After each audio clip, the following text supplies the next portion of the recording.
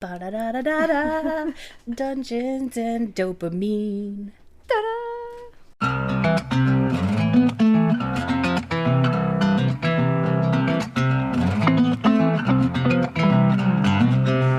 Hi, this is Bre, I'm Jess. and this is Dungeons and Dopamine. You said your name and stopped so I could say mine, and I was just sitting here like, You were like, yeah, that is your name. yeah, Cool. That's such a nice name. It's too bad you can't ever find keychains with your Never. name. Or license plates, or pens. One time you brought me home from Disney World a Woody Woodpecker shot glass Yeah. that said B, B-E-A, which worked. Because Yeah. back then a lot of people did call me B. Yeah, or BB. And I called you Bria, which Yep. it was just missing the R. I was like super excited because I was like, it's so close. It's close enough. It worked. I surprisingly don't still have that. It I probably broke it. Yeah, I'd say it probably got broken sometime. Yeah. There was a lot of moves in my life. Well, and there was this period in your 20s where you probably were using the shot glass. Yeah.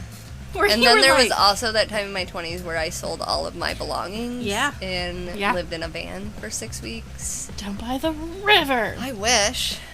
Would have been way cooler. Chris Farley would be so disappointed in I you. know. I never made it to the river. Just the alley. I just lived in a van in an alley. I mean, that sounds worse. It does. A river would have been way better. You should claim that you started the living in your van trend. Because you did. I kind of did. You started it before it was cool. Yeah. It's like I wore ties before Avril Lavigne. That's true. And like- remember your seatbelt belt? I still have that. I think about that all the time. I Ryan loved has that. one I was now. so jealous of it. I wore it for my senior photos. I That's still right. have it. I'm positive I could probably barely get around any part of me at this point. Maybe my neck. And we were at Frankenmuth, and Ryan found one that's Ninja Turtles. It's not as cool. It doesn't have all the pop caps Okay. on it. But, yeah, that belt was iconic. It was amazing. And the ties. Much better than the trends I followed or tried to make. Rubber bands, pumpkin colored jackets. I just got lucky. Like, I started wearing a tie as a belt. And then Avril Lavigne did it. And then it was cool. Right. You were a trendsetter. It was those kind of things that always made me feel like the Truman Show, which is probably the Sure. single most worst movie of our childhood because it made me so paranoid for so much. There are still days where if something that I talk about, like the Titanic thing, when you talked about Titanic on the podcast, and a few weeks later, that submarine blew up. I went back to my days where I was like, we are obviously the characters on the Truman Show, and It's it the just same. starts my paranoia all over again. The walled city of Kowloon. So, Ryan and I were editing that episode, and it was going to release on Wednesday. And on Tuesday, Jacksepticeye posted a video of him playing a video game based in the walled city of Kowloon. Yep. What Because the we heck? are the characters on the Truman Show. And It then you is messaged me, and the- you were like, stop telling the future. Yeah. It's the Dobbin Griffiths / Fagin Wozniak show. It has been watching us since we were children. I'm sure of it. That's insane. Mm-hmm. Freaks me out. I think about this. Actually, the only reason I'm not still super freaked out about it is because I read in Reddit one day, like 30 other people that have also from our generation been paranoid that they are being watched without knowing it as well.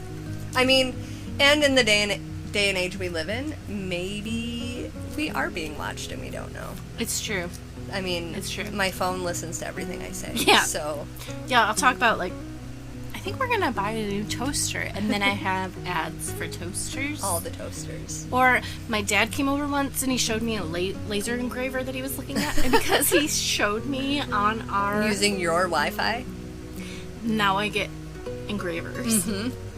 I used to think it was, so another part that used to freak me out, like Facebook, I would be talking about, or I would see somebody I hadn't thought about in a while, and I would talk about it with somebody, and then all of a sudden they would show up on my, like, people you may know.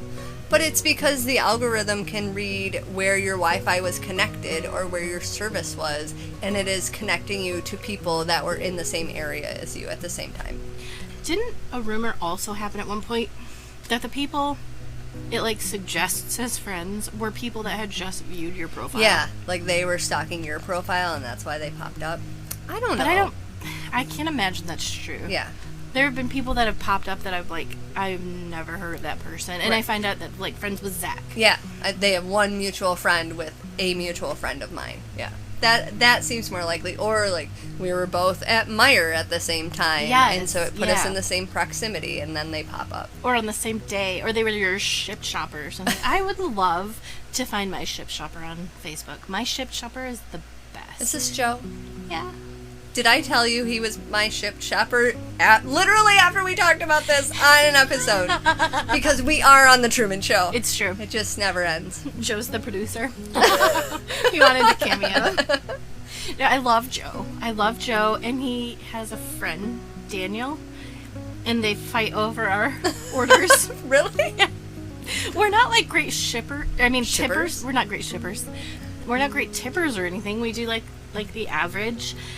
But it's because you make friends no matter what you do. So when I send messages to my shipped person, it's usually like they tell me there's something not available, they offer me suggestions, and I say things like, oh, you can skip it, thanks, or hey, that one would be great, thanks, and I say thank you about 100 times.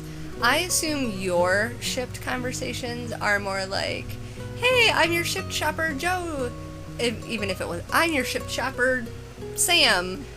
I hope you're doing well today, and I bet your response is like, hey, Sam, I'm Jessica. I hope you're doing really well today, too. It is a beautiful day outside, isn't it? look, Do you ask them how busy the store is? I don't. But I'm usually like, hey, Sam, thanks. And then she'll be like, I'm really sorry, they're out of this. And I'll be like, oh, totally not your fault. I get it. The store never has those. And then I hit your mic. Or And then I flip the table over. I'm enraged. Or like, oh, they don't have this like cupcake or something that you wanted. And I'm like, oh, I guess that means I wasn't supposed to have it. And I don't know, okay? I don't know. I don't know what I do to these people. Or they show up to deliver your groceries, and instead of hiding in the house and letting them put them on your porch like I do, you meet them at the door? I've only met Joe once. Oh, okay. In person. But, like, so the problem I have where I make friends, Ryan also has. He needs me there to take that first step. Oh, yes. Yes, I could see this. Yeah. So then once I take that first step, he... Keeps them. Yeah. I see. So you have created the perfect symbiotic relationship, you and Ryan, where you start it and Ryan catches the person and then friends forever. I said symbiotic and not parasitic, so it was a compliment. I appreciate It is beneficial to everybody.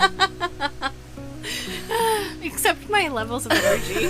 It's not beneficial to that. I was just thinking about that today, thinking about like having energy for people and how I really enjoy having all the friends I have, but at this point in my life I only have energy for so many people. Yeah. So while you might get text messages from me all day long, I have other friends that I talk to like once a week because my energy level is just not there. And it feels bad, but I have a lot going on with you right now. You help me with my marketing with my real estate, and we're doing this together, and our children are the same age, and our children are best friends, and now our husbands are trying to actually find like interests together. So there's just a lot of connections. And then I think of people that I used to work with, and I'm like, I was supposed to have lunch with Wanda like 2 years ago, and I keep forgetting to text her back. So sorry, Wanda, if you still listen. I know you listened at least once. I'm also sorry. Jessica steals all of my energy. I need someone to absorb energy from. And she's been around so long. It can just... It's another symbiotic relationship. Well, in that case, it'd probably be parasitic. Good point. Quit it. Not beneficial for everybody. No, because I definitely feed off your energy as well. Fair enough, fair enough. Jessica and I could both be in awful moods, and then we get around each other. And while that mood might stay kind of cranky for a while we vent to each other, by the end of it, we are definitely giggling. We also realized today that we picked the same ridiculous watch face for the same watches that we both have. And it's a dragon. So it's not like we both picked a normal watch face or a flower or anything normal. They're dragons. Yeah. And she moves her little feet. It's so cute. Her wings move. She thinks about things. It switched to a panda a Yeah. couple weeks ago, and I was like, no. Pandas aren't dragons. Yeah. So pandas always make me think of that scene in Mulan. Your average listener will not probably hear most of what just happened, but I will cut try. a whole section of Jessica and I just laughing because we can't control ourselves. I'm crying, and then I had to pull up the YouTube video. So back to a normal week this week. Last Yes. week we did some banter about unpopular opinions. We got all fired up. And it was great. And we proved to ourselves that we can have 2 hours of just us talking to each other. Not sure we ever doubted it, but True. if anybody else ever has. Yeah, that was all off the cuff. I mean, Yep. it does get edited by Jessica Yes. afterwards, but it's mostly because we cannot put out 2-hour episodes every week. True. You guys would hate us. So Jessica's awesome. She does all our editing. Yay! Music is added by Argyle Pigeon Productions / Ryan, who is also our hero. Yeah. And someday when we're rich enough to have equipment that my husband cares about, we'll help be able to thank him too, because Yeah. he'll help set all of that up. So this week for me is another real estate week. Did you have anything else that brought you dopamine before we jump into topics? Am I supposed to?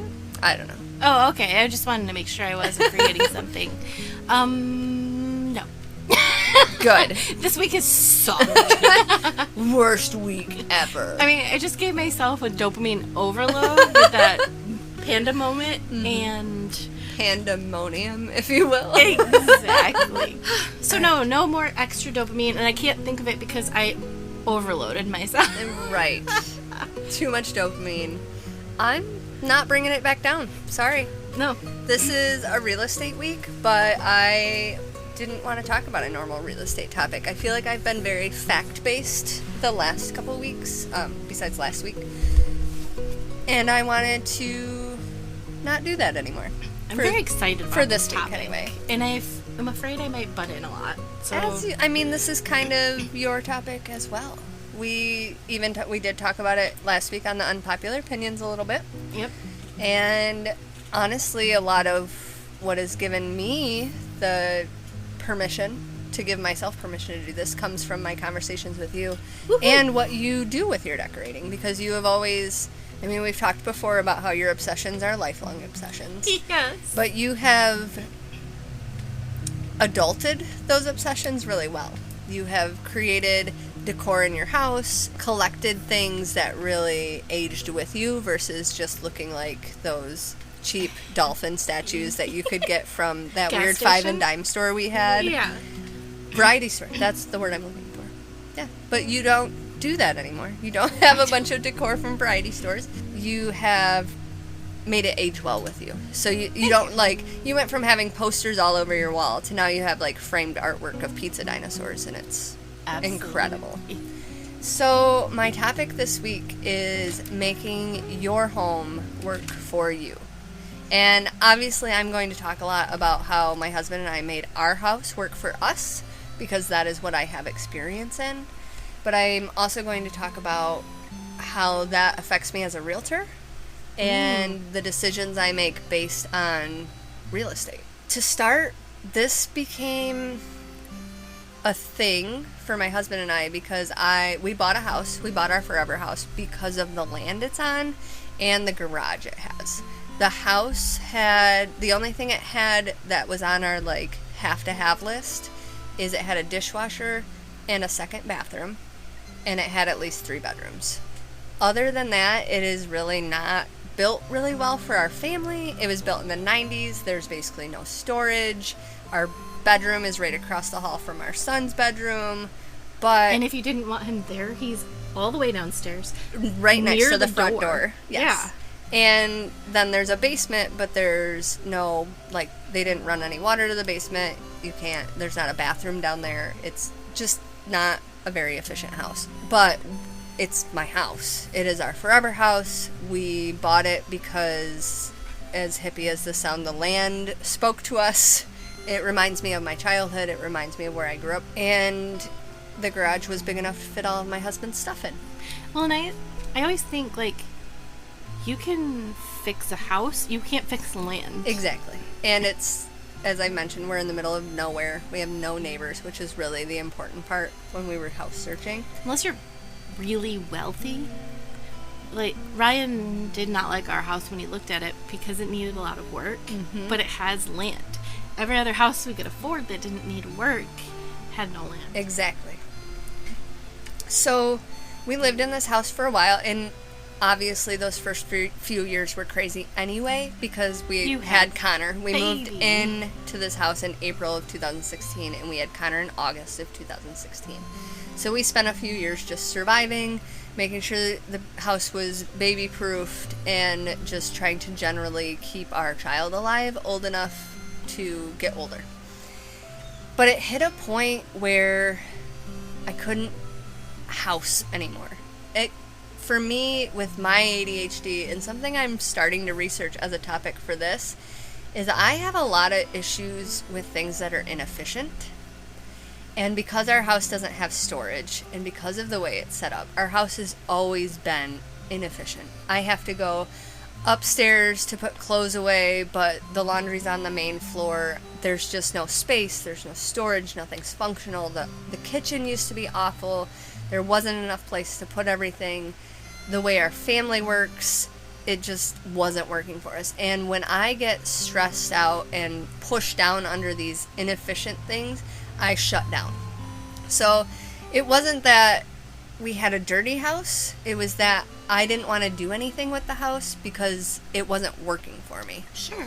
And that's not great. That's not a good way to live. It ended up becoming an issue to the point where, like, I had a whole room that used to be a spare bedroom, and then it was an office, and just until a few months ago, we called it the Doom Room, which, if you have been watching ADHD TikTok, Doom now stands for Don't Organize, Only Move.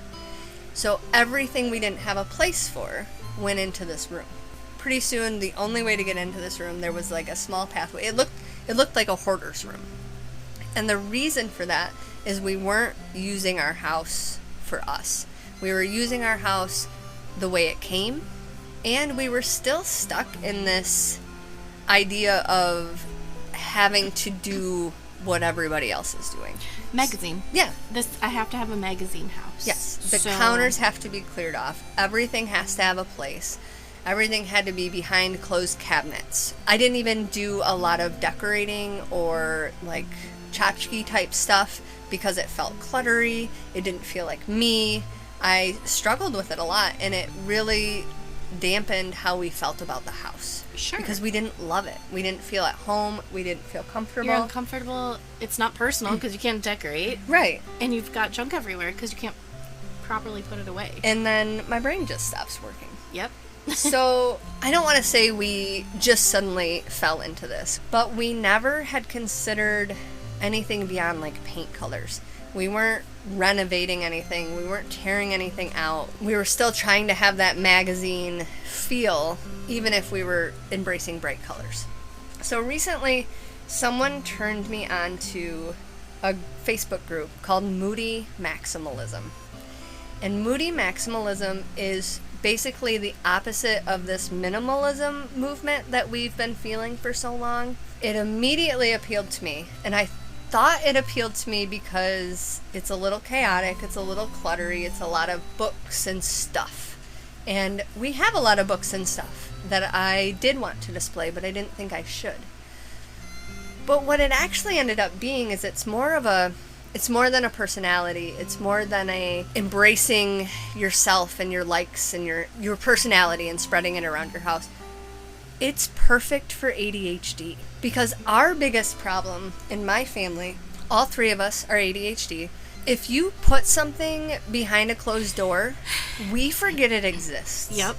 So we had in our doom room board games, puzzles, art supplies, all of these things that we wanted to keep and we wanted to use and we wanted to improve our lives with.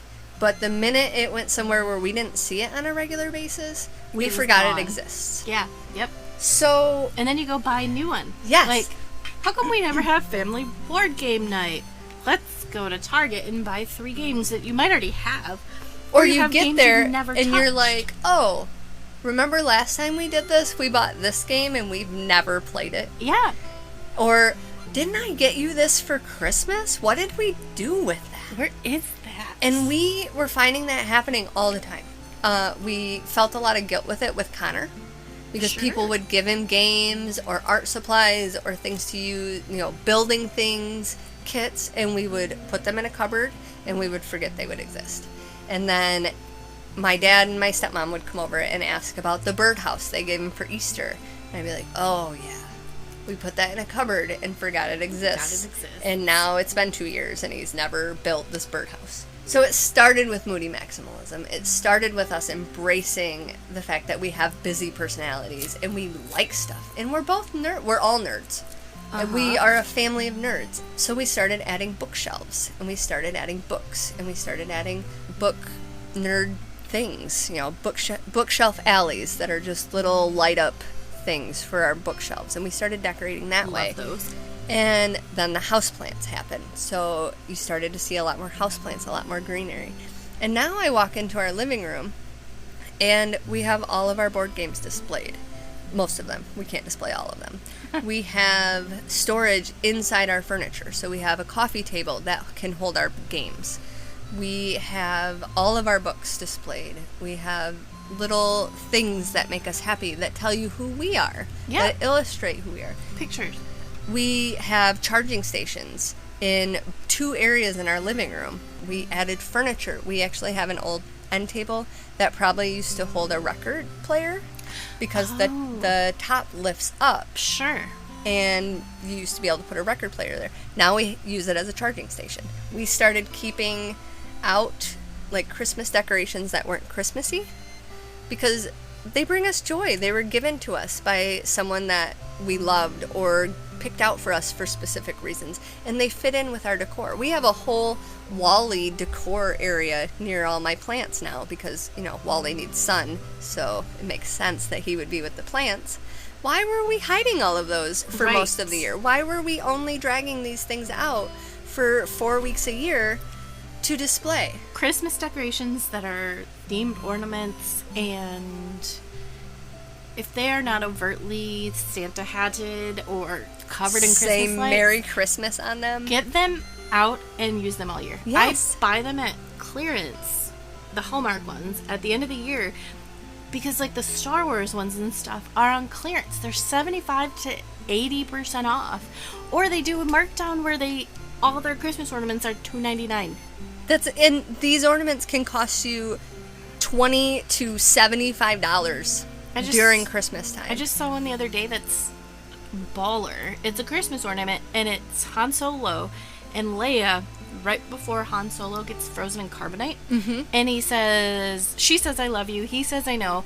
Then he goes down, and then he comes back up in carbonite in an ornament. It's $65.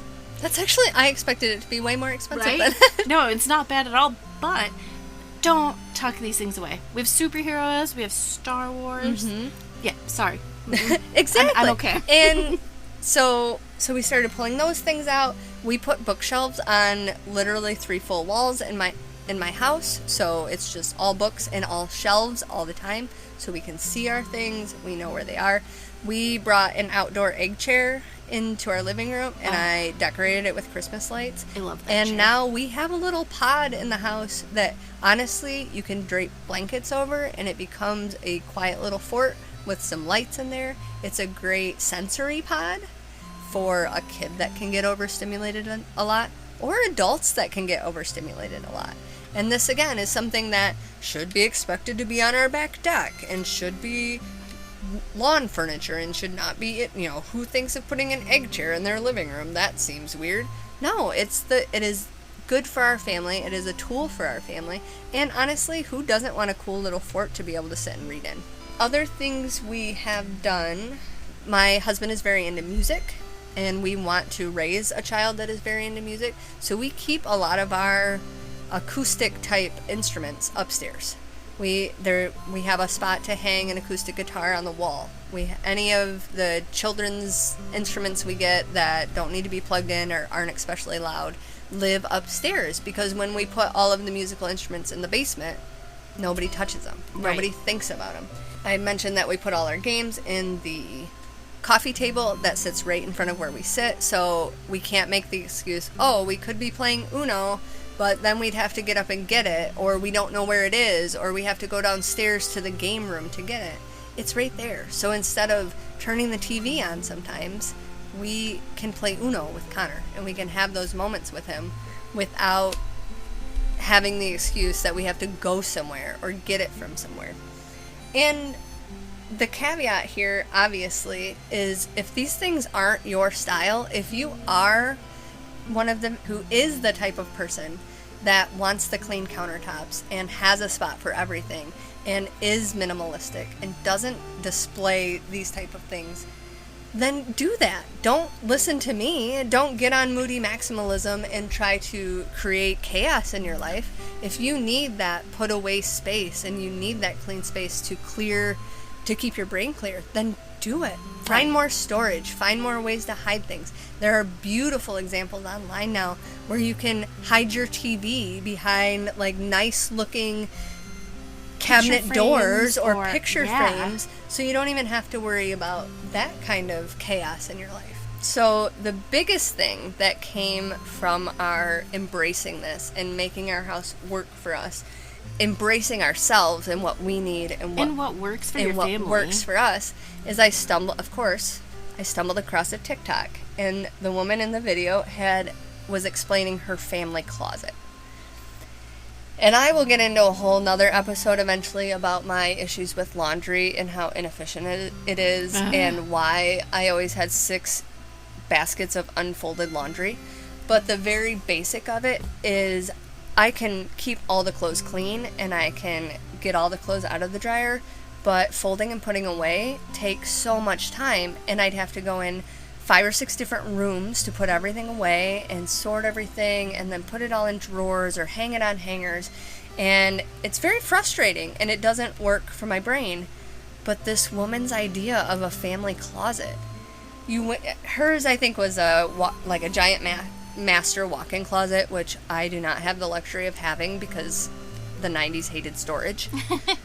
She also probably had ADHD, because I remember she focused a lot on having a lot of bins for things that did not need to be hung or folded, things that can be wrinkly. When you're putting clothes away in your normal house, in your bedroom, and you're hiding them, you're putting them in dresser drawers, you're putting them in closets, so they have to be folded, they have to be hung, they have to be put in there in specific ways, either so that they'll all fit, or because we're stuck in this idea that all of your clothes should go in a dresser drawer, all of your dresses should be hung, all of your pants should be folded this specific way. She didn't care about any of that. She had bins for pajamas and tank tops and like white t-shirts and things that it doesn't matter if they get wrinkled or they can't wrinkle. Leggings. Just all these things that I was rolling or folding or, putting into drawers. So it took a while. Again, I had a whole doom room to empty. But as we began to embrace the moody maximalism, I got to bring some of those things out of my doom room and into my living room, like all those board games, those puzzles, the things that were put away because they shouldn't be viewed in a house. Those got to come out, which meant I started to have my third bedroom back. I started to gain that room back. I got a lot of photos when you started cleaning yes, the room. And maybe I'll be brave enough to post them for this episode. But I convinced my husband that we were going to have a family closet, and he was not super on board with the idea at first. It sounds a little weird, but we are lucky in the fact that we have this spare room, and it is also located directly across from the bathroom we use primarily. So as long as we all have bathrobes, it's not like Connor has to be in there while I'm changing. Nobody's in there, fighting over who's in their underwear or who sees what.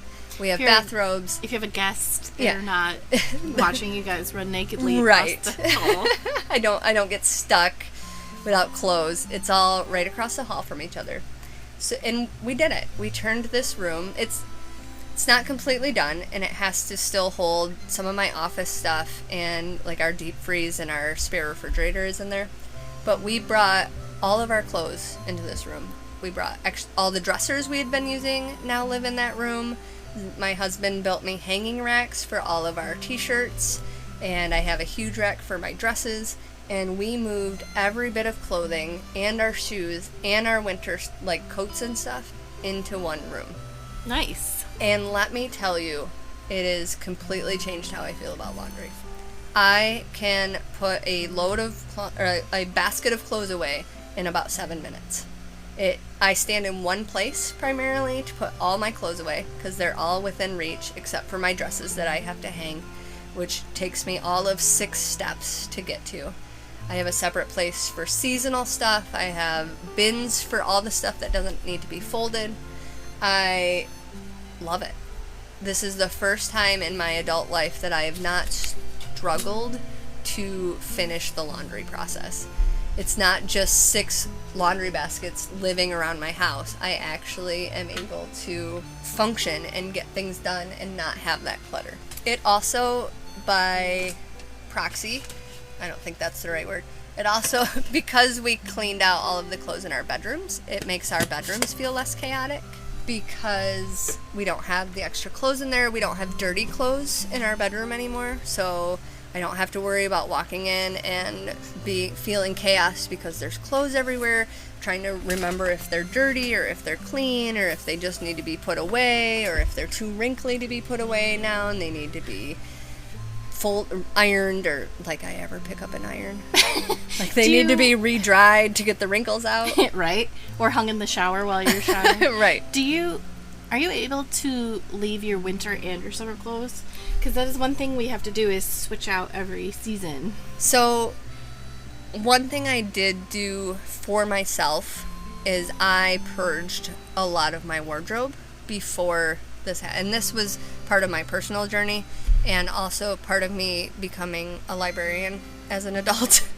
I changed my entire wardrobe to basically be dresses and oversized sweaters, which really lessened how much different clothes I had for seasonal. Gotcha. I can wear the same set of clothes in the summer and the winter now. I just have to add leggings and a sweater. Gotcha. Whereas before, it probably wouldn't have worked in our house in the way we have it set up because we would have had to probably keep clothes upstairs in the bedrooms that were out of season and switch them out, and I'm never going to do that. And the boys are pretty easy.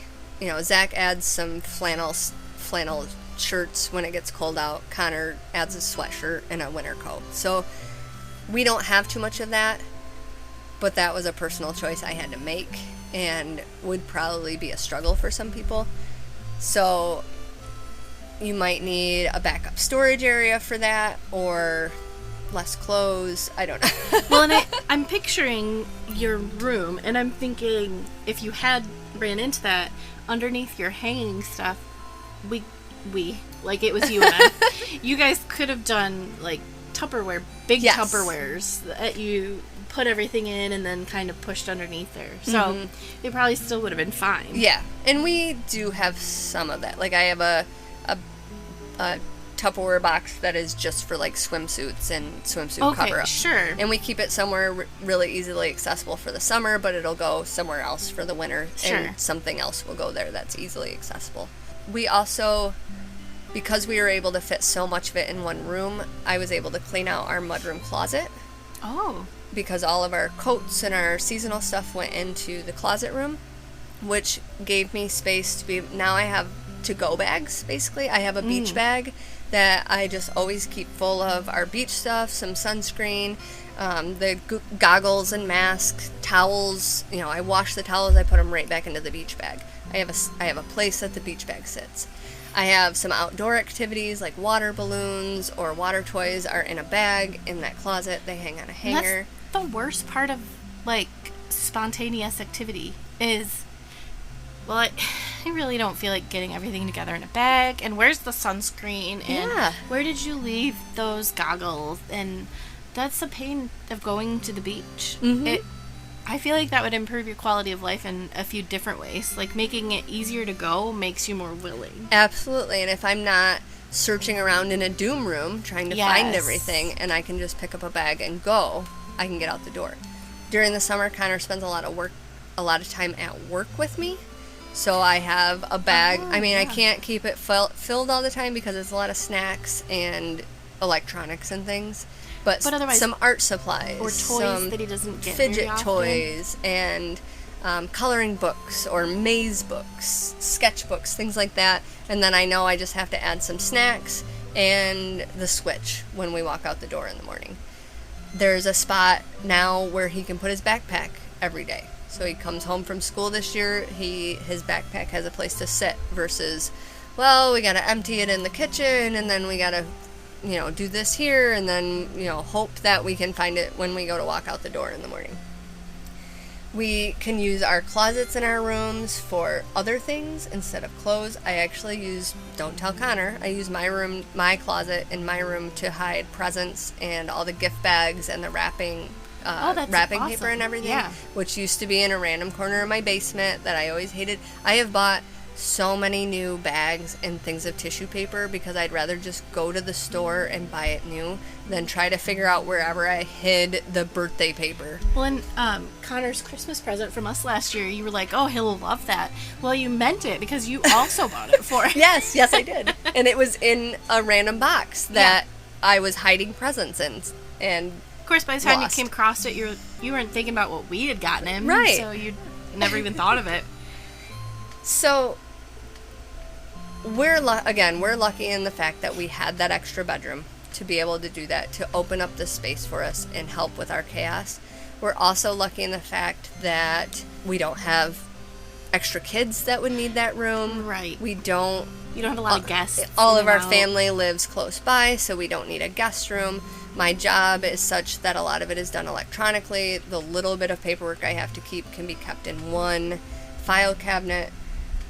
That's not going to work for everybody. Not everybody is going to have a spare room in their house that they can create whatever they want. Not everybody has the money to make these changes or a husband who can build the rails. Yes, or a handy husband that can make the things. There might be workarounds. Yes. Like if you're in an apartment, maybe using like an expandable pole. Yes. But... And now they make those... We live in a great age, you guys. Seriously. Teenage Jessica and Bre would be so jealous of all of the things we can get now that we couldn't get back then. The hooks you can put on the wall that don't leave marks and still are able to hold really heavy things. So your parents don't get mad at you for putting nails in the wall. Yes. Or putting tape on the wall and ripping the paint off. Or all the pinholes. Yes. From all so of the many pinholes. wrestling posters you had. The wrestling wallpaper that I put up with push pins when I was a teenager. And $1 bill. The lighting. You can get stick-on lighting now so that if you have a dark corner that you're worried about, you can put lighting in there. You can choose different colored lights. A light bulb used to cost you $7 if you wanted the cool black light bulb to put in your basement if you wanted a Halloween party as a kid. Now for $7 you can buy a whole string of lights that you can turn any color you want. And you can probably make them react to music if you wanted to, just for funsies. there are so many options. And if you have a ton of money, your limitations, you don't have any limitations. You have none. You can, have someone, there are organizing people that will come in and help you organize your stuff, that will tell you what products you need, that can help you pick things out that work for you. And if you're not in a hurry, there are some... Well, for one, my advice, not that you asked, my advice is to take your time and learn it. Because when we moved into our house, we had great ideas of what we wanted. It has 1,000% changed. Everything about what we were going to do is different. Yes. But also, and I'm not saying go buy other country products, I'm not saying buying American products, whatever, but there are some really cool solutions that come out of Japan and China for storage because they live in a highly populated area with very small dwellings. Mm-hmm. So they have some of the coolest storage stuff. Yes. Some of the furniture and the designs of the storage. Even IKEA. I know IKEA has been a thing for a while, but now you can get online and find IKEA hacks where they took a bookcase and they made it into like a headboard for a room. Bench. Yeah, or a bench or a shoe situation. People have already figured this out for us. We don't have to, you're not reinventing the wheel anymore. You just have to take the time and do the research. And a lot of the time, if you have the money to go for it and do it all at once, cool. If you don't, you can still find a lot of this at thrift stores or for cheap on Amazon. Or you can find a Pinterest or something that will give you the hack to make it, even if you can't afford it.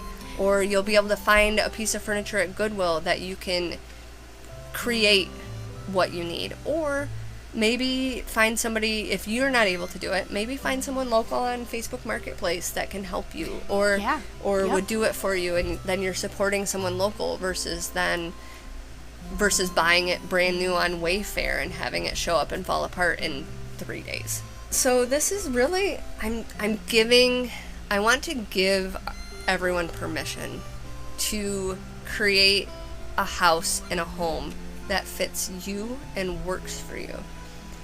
And if you're worried about resale value, again, that's somewhere where my husband and I are very lucky. We don't ever plan to sell. Not everybody has that ability. I understand, a lot of people are still renting or they want to sell and buy something different within a few years. But there are a lot of options you have that won't affect your resale value. We already talked about like the removable, expandable shower curtain rods, basically, or curtain rods. The removable hooks, the easy lighting to put in. But if you need to sit down with a realtor or an appraiser and really map out how this will affect you, we're willing to do that. I don't know anybody I would turn down if they sent me a message and said, hey, if I did this, how would that affect the resale value of my house? And if I have options for them or if I have other ideas, I'm happy to share that. Even in our situation, maybe you're in a life where you're going to sell, but you're still going to be in your house for a while. You can make permanent changes that can be changed. So we put racks up in this room for hangers that we hang stuff on. It takes up a whole corner. It would probably not look great if we were ever trying to sell it.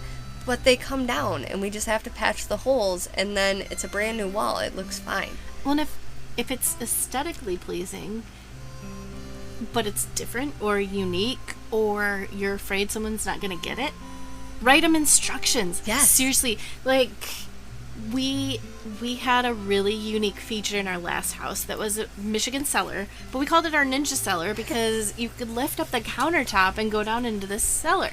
It was crazy. It was awesome. It was really cool. We called it our ninja cellar. It was so cool.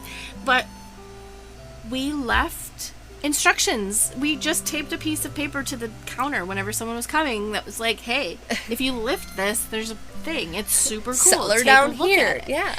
And that's just a really silly example, but if you have a cool feature that someone might think is really neat, we also told every realtor to play music in the bathroom because we had a Bluetooth that your phone could connect to while you're in the bathroom, so you could listen to your music while you're in the shower. Mm-hmm. And it was such a cool feature. Our realtor, I'm doing it again. You were not working as a realtor at that point. She did it specifically during the open house to make sure that people would know that it was available. And you can do that. It's okay. Yeah. And I think our society has gotten so stuck on what we're imagining what our houses should be. Right. People don't realize that these might be cool features that other people will think are awesome too. Every house I go into that has a laundry chute, I point it out. And some people hate them, but I think, number one, it's charming in an old house because it's always in an old house. But also, I don't want to carry laundry baskets up and down stairs. Right. I loved my houses that had laundry chutes.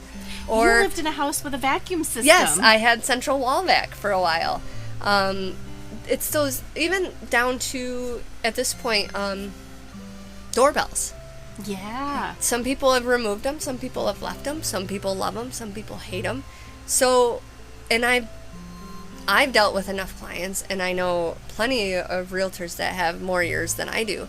Sometimes it's the weird things that really draw someone to a house. For sure. And especially if you're maybe attached to the house and you want to feel like it's going to someone that will appreciate it or that will love it like you have, then keep those little quirky things. It's probably not going to make enough difference in your bottom line that it's worth changing. Yep. Now, if you're talking about permanently changing rooms, so like our house would be a problem if we wanted to sell in 5 years and we eventually make this closet room into a full laundry room and move the washer and dryer in there. Well, we've kind of just shot ourselves in the foot on a third bedroom, which in the school district we live in would be a problem because that's typically a family area. You want at least 3 bedrooms because that's what people want the minimum to be if they're going to have a family. So if we were trying to sell this house in 5 years, it might be an issue. But knowing that we're going to stay, even if we knew we were going to stay 10 years, it would probably still be worth it to put the washer and dryer in a bedroom. Because and if you don't get rid of the old hookups, that's actually almost a feature. We can move it back. Or maybe the next family wants the same thing. Or it's just a family of 2 and they don't need that third bedroom. Yeah, we did that in our old house. The laundry was in the kitchen, which grossed me out. Like, fair, yeah. We had a cat at the time and we had a dog, and they shed, and I thought the idea of putting laundry into the washing machine that was maybe covered in hair while I'm boiling something on the stove and it potentially floating around, right, skeeved me out. Like, hated it. Or bringing dirty underwear into the kitchen. That's freaked fair. Me out. Yeah.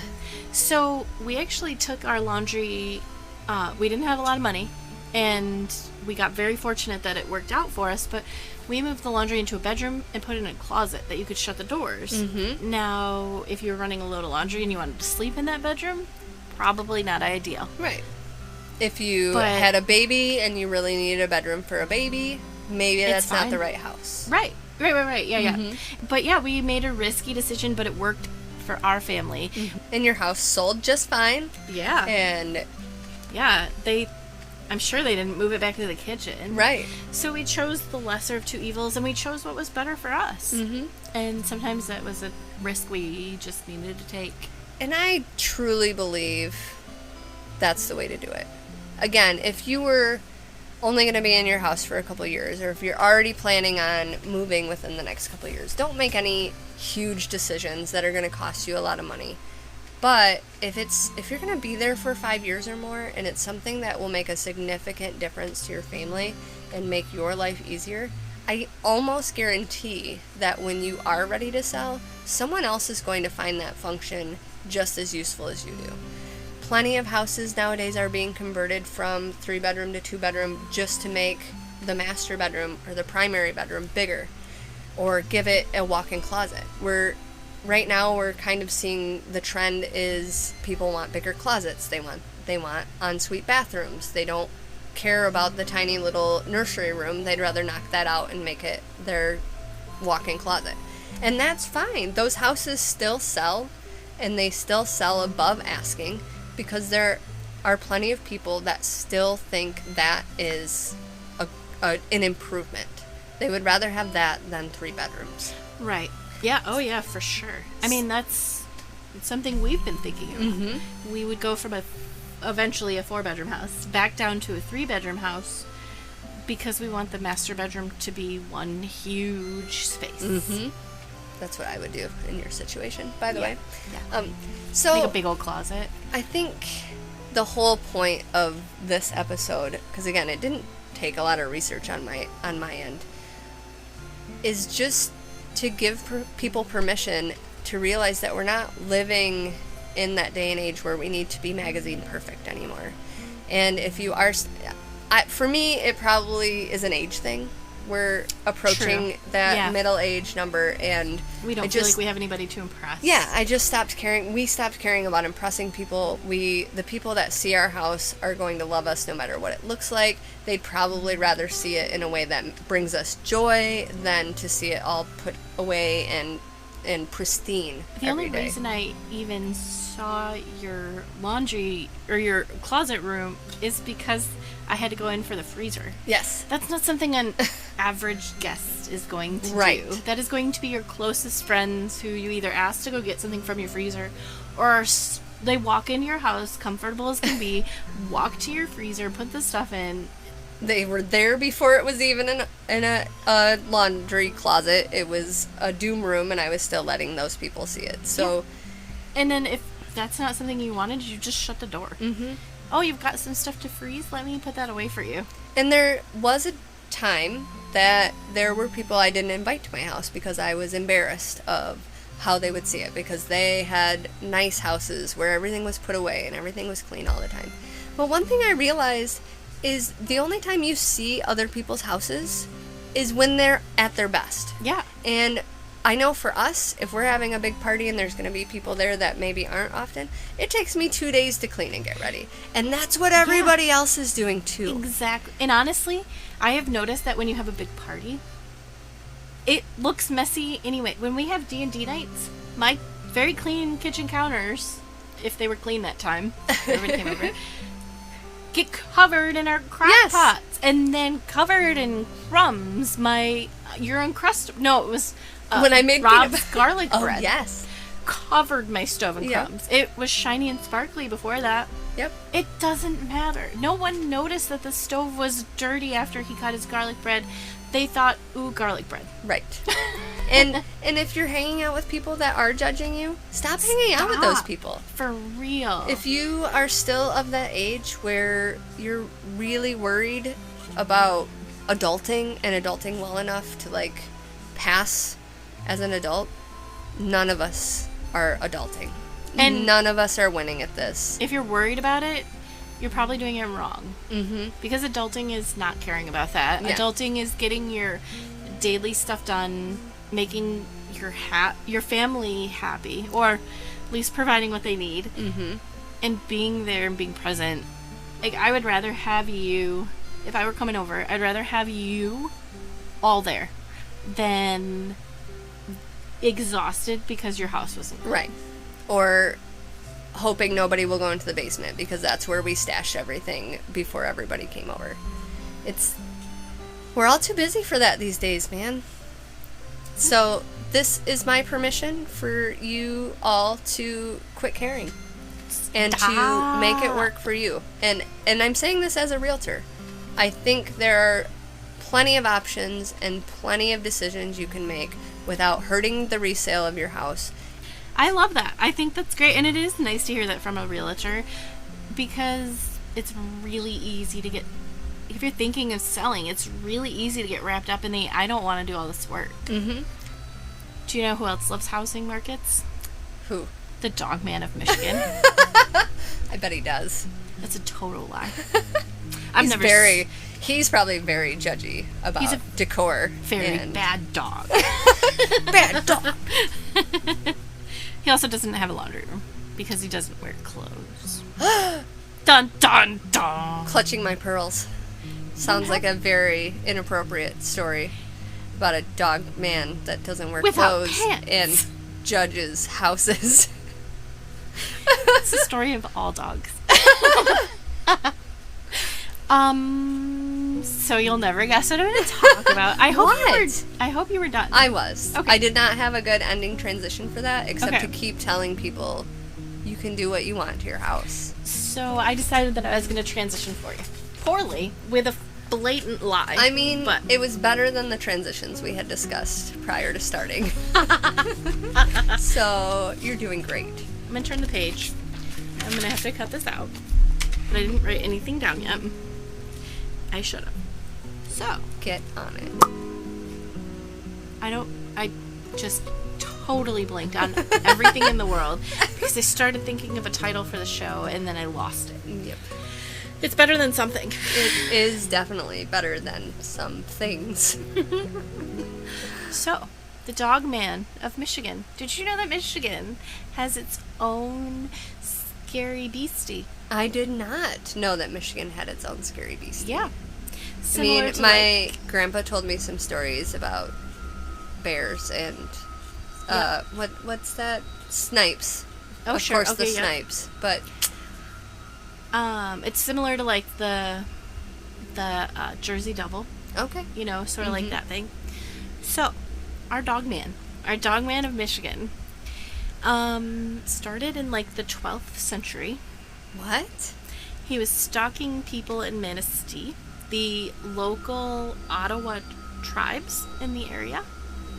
He is said to come out every 10 years. Years that end in 7. So in 2027, he will be out again. I hope we're still podcasting so that we Yes. can go on a adventure Dogman to hunt. find the Dogman. Yes! That sounds terrifying. Let's say we're going to go on a Dogman adventure and make s'mores and Go have read books in a in a cute cabin treehouse somewhere. or something. Yeah, absolutely. Yep. Sold. So, in 1887, they started to document some of these things. In 1887, in Wexford, Michigan, 2 lumberjacks in Wexford County witnessed a man with a dog's head while they were out working. A lot of these sightings do happen with the Dogman. They're like lumberjacks or people working out in the woods. So, I mean, we have a lot of that in Michigan. We and do. we used to have even more of that in Michigan. exactly. Lumberjacks were definitely a thing. Lumberjacks, yeah. We should make like a sexy lumberjacks calendar. You and I. I have the perfect picture for it. Yes. Of Zach. I have none of Ryan, but we'll work on that. We'll paint abs on him. You've got woods out We there. do. And we might be able to borrow or find an axe. Yeah. I'm sure I have an axe. Perfect. In my eye, I mean Zach, because I definitely do not have an axe. I don't believe that. You collect axes. Surprise! Again, in 1937, in Paris, Michigan, a man, this is one of the most exciting stories. A man was attacked by 5 dogs. He said mid-attack he was able to get to his gun and he started to fire at the dogs. And he said at that point, one of the dogs stood up on its hind legs and glared at him and ran off. Still on its back legs? Yes. Ooh. Now, a similar report is in Allegan County Ooh, in getting the closer. 1950s. Well, in the 1950s. And in Manistee, in Manistee and Cross Village in 1967. All of these reports are similar in that they describe a 7-foot-tall, blue-eyed or amber-eyed. So are there 2, or is it the Ooh. light, or bipedal, canine-like animal with the torso of a man and a fearsome howl that sounds like a human scream. I hate that part. Huh. Yep. He has been spotted all over Michigan, and he is mostly in the northwest. I was going to lower say, there's a peninsula. lot of western Michigan names there. Yes, which is great because You're that's actually where we are. going north Manistee area Keep your eyes next open. weekend. I know it's not a year 7, but No? maybe. But there are some stories that come from non-7 years. I'll get there. Okay. It's very exciting. He also has been spotted in Wisconsin a few times. Strange. And, you know, he needs a vacation. He Yeah. gets on the Milwaukee or whatever boat that goes across. Being a dog man is hard. Yeah. Judging people on their decoration choices is hard. Yeah, he needs a break too, man. There was a DJ, like an actual music DJ. Okay. and he was a dog man. No, I'm kidding. And he was from Traverse City. He wrote a song about the legend of the dog man in 1987, but he claims that he had never heard the legend before he wrote the song, which is super Like weird. the dog man came to him in a dream. Right. He wanted to get the knowledge of himself out there. Yeah, like, let's freak people out. Yeah. He claimed that he wrote the song without knowing, and he didn't realize it until the local radio stations were inundated with phone calls about stories about the dog man. Really? Yeah. Now, I already said that most reports of him are people working out in the woods. As my notes are funny. As the story progresses and we progress as people and technology becomes better and better, the reports are actually shifting with them. So while something like the Yeti was always just the Yeti, Mm-hmm. he's changed his behavior reportedly as technology has changed. So nowadays, a lot of what he does, which in my notes I accidentally misspelled it, and it says the Fog Man. He's changed a lot. Yes, yeah. He's moving right through the alphabet. It's just a memory. I hope I never have to see him as the Mog Man. Hog man. The Log Zog man. The Log Man. The Bog man. That's moving up. You gotta start over when you get to Oh, see duh. Yeah. It'll be Babog. Babog. Babog. The Ugh Man. We're terrible at this. We are. So, a lot of reports now are of him jumping in front of vehicles, as well as scratching on tents and cabins for campers out in the woods. So this is a great story for you to hear today. Yeah. Can't wait for the dog man to visit me. One of the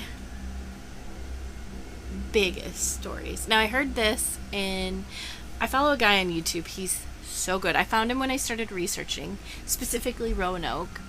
He is called Roanoke Tales. He's amazing. Factual dude. He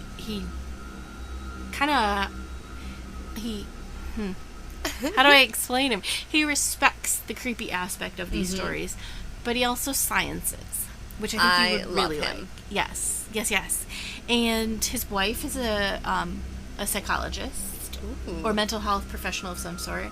So she has actually guest starred on the show occasionally and talked about like the reaction of fear in your brain and things like that. Why your body betrays you. Memory, sometimes. how memories can change. Ooh. He's very good.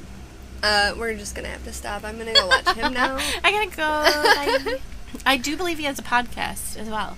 Oh. But you should also make sure you finish ours first and then go to Roanoke Tales. So, anyway.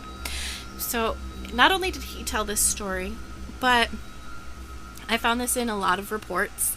And I found this... It was like from a radio or a podcast or something. So I found the transcription from that as well.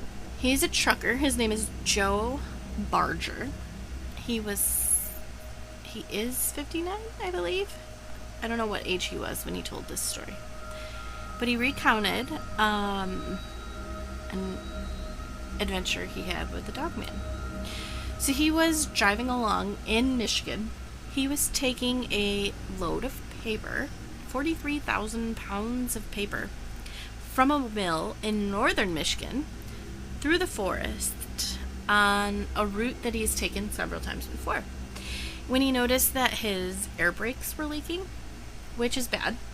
You need those. You need those. I mean, we're not super hilly in Michigan, so it's not like you're going to get stuck driving down a mountain without brakes. Right. But right. you still want brakes. Still need them.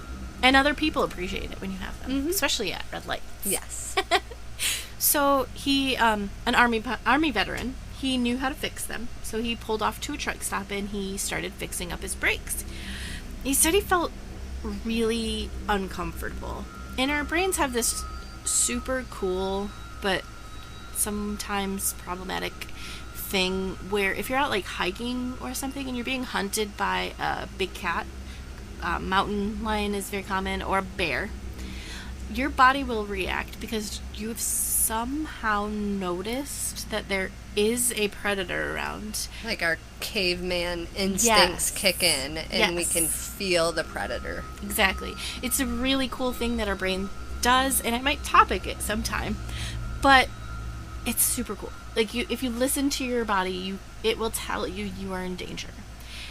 And being a Michigander, he knew about this, and he assumed that there was a black bear.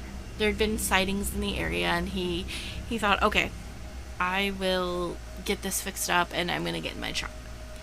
So he does just that. He hops into his truck, and it was pretty light out still. It wasn't getting dark yet.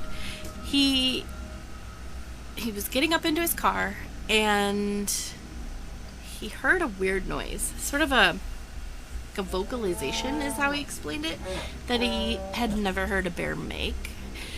So he climbed up into his car. He was truck. He was pretty freaked.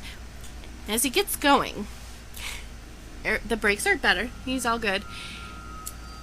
He looks in his rearview mirror, like a horror movie, and he sees something keeping up with his truck. And a truck does not start going fast right away. Mm-hmm. It would be fairly simple for a speedy animal to do so. But he could see eye to eye with this thing, and he was 9 foot off the ground. So, he realized very quickly that this was not a black bear. And he said it was a wolf head that he was seeing through his window. He said he was trotting next to me, and at this point I was going 20 to 25 miles an hour. He was stooping down on 2 legs to look inside of my cabin. This again, he reiterated, he was 9 foot tall at this point. He said on my door candle. I carry a door candle with me. It always makes me feel safe. But it went out. Exactly. No! This would be a great cartoon. He could hear the creature scratching at his door handle as if it was trying to open it, and if it had it had the capacity to know how to open a door. So this is his direct quote. He said, "Time slowed down." He said, "I thought I was in an alternate reality or something because a creature like this doesn't exist in any reality I've ever known of." At this point, and this guy is a Christian man, which doesn't, I mean, I'm not trying to get big on that, but he swears on the Bible that this is a true retelling of something he experienced. Which, if he was a true Christian man, that would be a very big deal. Right. Not getting you don't just make that promise for funsies. Right. So, he said, I saw a lot of sharp teeth that were brilliant white. They were about 3-inch long fangs from bottom to top. He said it was pure black with pointed ears, with yellow eyes, and human hands that were 14 inches across. It was at least 10 feet tall, which we've learned before that he was only 7 feet tall. Mm-hmm. So is he getting bigger? Growing? Yeah. Or was this like the big wolf man? Was he a child before and now he's an adult? So he said it looked mad. The creature looked pretty mad. I mean, it was running 25 miles an hour. I'd be also mad. And peering in his cabin and scratching at his door. He said he was sneering. He wasn't making noises vocally, but the looks he was giving me and the intelligence in his eyes were telling me, I'm here to get you, and there's nothing you can do about it. So he's also very confident. Yes, exactly. I mean, he can run 25 miles an hour. He should be. Right? He's like, I don't know what you think you're doing, but this is already over. Exactly. You should just give up. So at this point, he thought about rolling up the window and decided to instead grab his pew-pew. Pew-pew. Pew-pew. Not his pee-pee. His pew-pew. He grabbed his pew-pew and took 2 shots at the creature, and it fell immediately. So he looked in his rear view, and it was sliding down into the weeds down the ditch. He said, I'm pretty sure I got him through the eye. So he went down the road a little bit. He said about a mile before he was able to turn his truck around, which at that point I would have just kept going. But he said he felt... Yeah, I'm not stopping to investigate. No. I'm just not altruistic hoping like it that. was like a bad night on my end. Exactly. I must have eaten some bad food. I better get home. Somebody must have put something in my food or drink. Yeah. This is crazy. My air conditioner must be broken. Yeah. Carbon dioxide. I don't know. It's rough. So he turned around and went back like a weirdo. And that's not nice. He's altruistic. Right. He felt a sense of... How did he say it? He said he felt a sense of... that he had to do it. Mm-hmm. He felt like he had to go and see if it was alive and see if what he had seen was real, or, kind of figure it out. Right. And protect the people around. When he got there, he said it was 5 minutes tops to return. And there were 2 people in a Jeep at the location. They claimed they had stopped to watch a few bears that had been running into the woods. He had nightmares for 6 months following this event. Fair. Yep. They have gotten less and less prevalent. But he does believe that the government is covering this up. So, you can, take that to where you will. I thought it was very interesting. He's very confident in telling this story. There's a whole video you can watch about it. And I said podcast earlier. I think it was a video that he was in. It's a YouTube thing. But anyway. The debunking I could find on this particular phenomena is that it's probably a bear. That your brain does some crazy wild things when you're freaked. And that a lot of times bears, either with mange or coming out of hibernation, look really freaky. Yeah, and we've talked about that in one of your other... with the Bigfoot. Yeah. Because same idea. Mm-hmm. So, are these bears out there freaking people out? Or are we experiencing some sort of weird, monstery, cryptid, freaky thing? I want you to know that when you started talking about the Dogman, the only thing I could picture was essentially some sort of Goofy character. Like Goofy from Mickey Mouse. With that the long ears and the big nose. More terrifying. But when you Google Dogman of Michigan, he is definitely more werewolf than anything. Yes. There are some... But maybe with some human hands.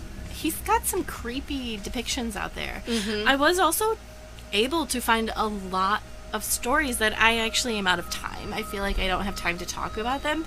But there are a lot of stories that you can link back to this dude. And not all of them are in the 10 years. And some kind of like creepy possible pictures. Yeah. There's some compelling stuff out there about him.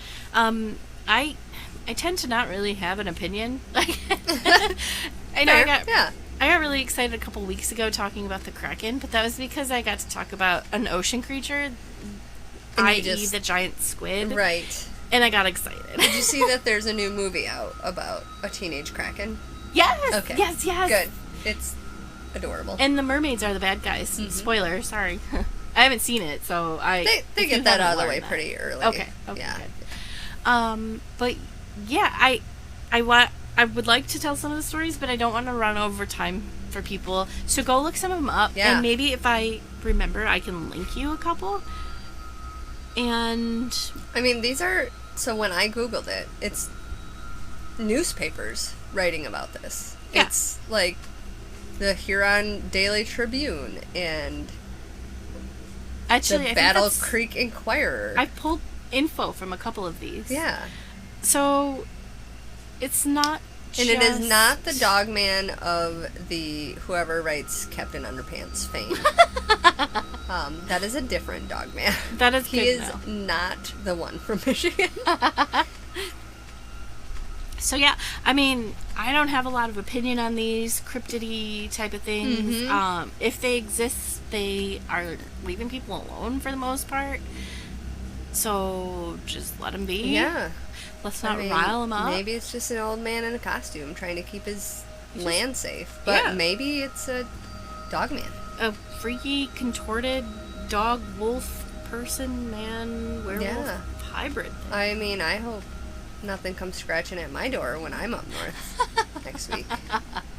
Oh, there's creepier things to worry about True. than the Dogman of Michigan. Well, and isn't there... Yeah, there are whole books about, like, just Michigan scary stories, too. There's actually a whole book about the Dogman. Really? I had it in my Amazon cart for a while, but I was able to find several online. But there are at least 2 books out there full of stories about the Dogman. And it's probably the most compelling argument about them about the cryptids in general that I found. Mm-hmm. Not saying that I necessarily believe that it made a believer out of you, Yeah. but it's at least... It's the most compelling as far as an argument goes.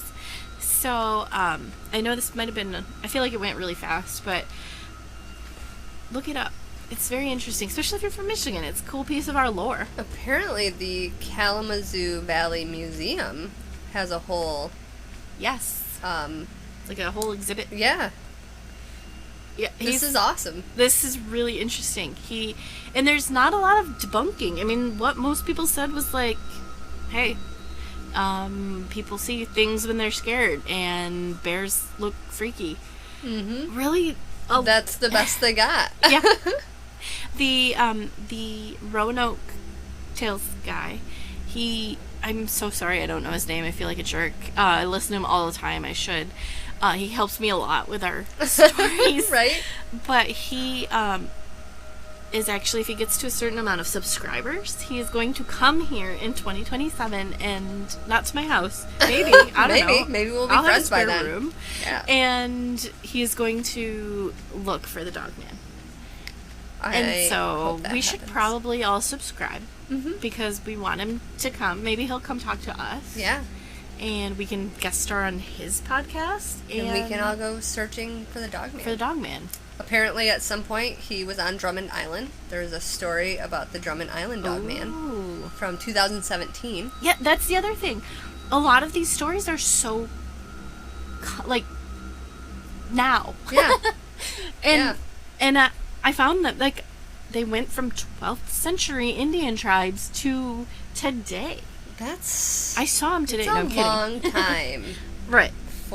Maybe not. We see through history that stories tend to remain stories for a long time, I guess. Sure. But for just one state and I had never even heard of it. So the fact that people are keeping it alive, and it's not like Bigfoot, who everyone has heard of. Right.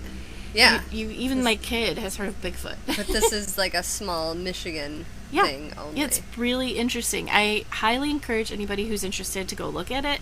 I highly encourage you to go like and subscribe to the go subscribe to the Dogman. That'll definitely get him to show back up. The Roanoke Tales Man, and tell them that you're there because of us so that we can be friends. And you'll love it. It's really interesting. If you're interested in this stuff, it's a fun one. I like it. You can make your own choice. Question the narrative, if you will. Yeah. I did Shades of Grey on our Question the Narrative. I love it. We would like to maybe do stickers. We've got a Get High sticker that I'll put out soonish. Or probably is out at this point. when you're hearing Depending. this. And if anybody would be interested, let us know. Yeah. Put some merch out and see You can get what's some up. t-shirts made. Yeah. Some cute stickers. I love stickers. Mm-hmm. You could put them on like your water bottles and Yeah. bring us around places. We could sign them Yeah. for some people. Absolutely. I never thought anyone would want me to sign anybody would want me to sign anything. I mean, I sign a lot of documents at work. It's about as far as I thought it would go, though. I get to be memorialized in township history now because I get to sign like minutes and. Mm-hmm. So anyway, Yeah. Dogman. Question the narrative. Have some fun with it. It's pretty cool. Do your own thing in your home. Make it your home. Stop Not just a house. caring what the media and the magazines are telling you has to be. Question the narrative. Question the narrative. I slapped my Even knee and the table. narrative about how your house should look. Heck yeah. The media is lying to you. And that's straight from Dungeons and Dopamine podcast. You can listen to us anywhere you stream podcasts and on YouTube. You can find us on Facebook, TikTok, Twitter, Insta, and Reddit. And you can reach out to us on any of those social media, or you can email us at dungeonsdopamine@yahoo.com. Dungeons and Dopamine is edited and published by Argyle Pigeon Productions. Thank you. We love you. Okay, Bye. bye.